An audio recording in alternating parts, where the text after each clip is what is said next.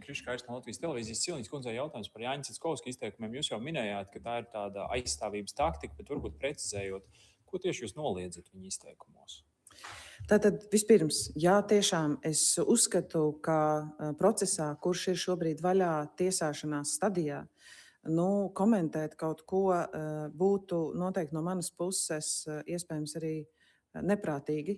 Bet Jānis Cickovskis noteikti aizstāvās, un es domāju, tas ir arī saprotami, ka viņš aizstāvās šajā krimināla procesā, izmantoja kādus argumentus, lai arī aizstāvētu sevi.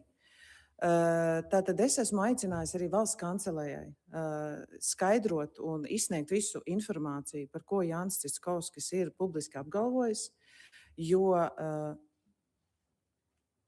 tas ir būtiski, lai saprastu, vai tas gan summas, gan tie apgalvojumi, ko viņš sniedz, vispār atbilst jebkādam patiesības apgalvojumam.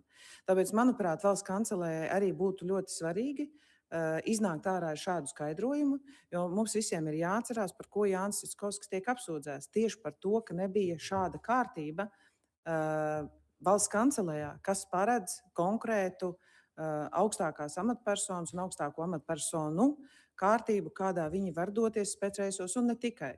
Jo skaidrs, ka valsts augstākajām amatpersonām ir īpašs protokols, kas viņiem ir jāievēro, un valsts kancelējas pienākums ir nodrošināt, lai šis protokols varētu tikt ievērots. Tā kā es vairāk arī esošu tiesas procesu nevēlos komentēt, bet es arī sagaidu, ka valsts kancelēja tieši par šiem dažiem atsevišķiem apgalvojumiem iznāks ārā un paskaidros. Paldies! Paldies! Jā, paldies! Tieši.